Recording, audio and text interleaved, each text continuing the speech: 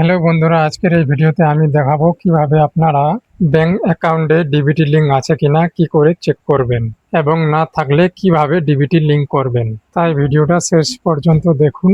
আর চ্যানেলে নতুন হয়ে থাকলে চ্যানেলটি সাবস্ক্রাইব করে পাশের বেল আইকনে প্রেস করুন। বন্ধুদের সাথে ভিডিওটা শেয়ার করে তাদেরকে জানার সুযোগ করে দিন। প্রথমে মোবাইল বা কম্পিউটারে ক্রোম ব্রাউজার ওপেন করুন। গুগলে গিয়ে সার্চ করুন এনপিসিআই। সবার প্রথমে যে অফিসিয়াল ওয়েবসাইটটি শো হবে সেই অফিসিয়াল ওয়েবসাইটটির উপরে ক্লিক করবেন। ক্লিক করার সাথে সাথে অফিসিয়াল ওয়েবসাইটের ড্যাশবোর্ড শো হবে। এরপরে উপর দিকে দেখবেন কাস্টমার, এই অপশানে ক্লিক করবেন।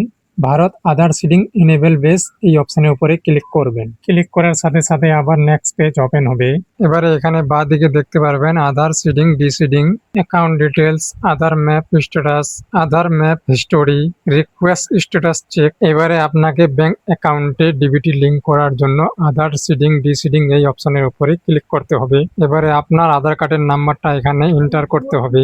আধার নাম্বারটা এন্টার করার পর এখানে দেখতে পারবেন রিকোয়েস্ট ফর আধার সিডিং এই অপশনের উপরে ক্লিক করতে হবে। এরপরে পেজ দিকে একটি স্ক্রল ডাউন করে এখানে দেখতে পারবেন সিলেক্ট ইউর ব্যাংক। এবারে এখান থেকে আপনার কোন ব্যাংকে অ্যাকাউন্ট আছে সেই ব্যাংকটি এখান থেকে সিলেক্ট করে নিতে হবে। এরপরে এখানে দেখতে পারবেন সিডিং টাইপ, ফ্রেশ সিডিং নাকি movement same bank with other account নাকি movement for one bank to other bank. মানে হলো নতুন ভাবে ডিবিটি লিঙ্ক করতে চান, না একই ব্যাংকে দুইটা অ্যাকাউন্ট আছে সেই অন্য অ্যাকাউন্টে লিঙ্ক করতে চান, নাকি এক ব্যাংক থেকে আরো অন্য ব্যাংকে ট্রান্সফার হতে চান। তো আমি নতুন ভাবে লিঙ্ক করতে চাই, তাই ফ্রেশ সিডিং এই অপশনে ক্লিক করলাম। আপনার জন্য আপনার যেই অপশনটা হবে সেটা সিলেক্ট করবেন। তারপরে পেজটিকে স্ক্রল ডাউন করে একটু নিচের দিকে আসবেন। এরপরে আপনার ব্যাংক অ্যাকাউন্টের নাম্বারটা এখানে এন্টার করবেন। এরপরে ডান দিকে কনফার্ম অ্যাকাউন্ট নাম্বার, আরেকবার অ্যাকাউন্ট নাম্বারটা এইদিকে বসিয়ে দিবেন। তারপরে এই চেকবক্সে ক্লিক করে পেজটিকে স্ক্রল ডাউন করে নিচের দিকে আসবেন। নিচের দিকে আসার পর এই ক্যাপচারটি সেম টু সেম এখানে বসিয়ে সাবমিট বাটনে ক্লিক করবেন। সাবমিট বাটনে ক্লিক করার সাথে সাথে একটি মেসেজ শো হবে। আপনার পড়ার ইচ্ছা থাকলে পড়বেন, না হলে নিচের দিকে এসে এগ্রি এন্ড কন্টিনিউ এই অপশনের উপরে ক্লিক করবেন। এরপরে আপনার আধার কার্ডের সাথে যেই মোবাইল নাম্বারটা লিঙ্ক আছে সেই মোবাইল নাম্বারে একটি ওটিপি যাবে। সেই ওটিপিটি এখানে সেম টু সেম এন্টার করে কনফার্ম অপশনে ক্লিক করবেন। এরপরে এই কনফার্ম অপশনে ক্লিক করবেন। তারপরে আপনাকে স্ট্যাটাস চেক করতে হবে।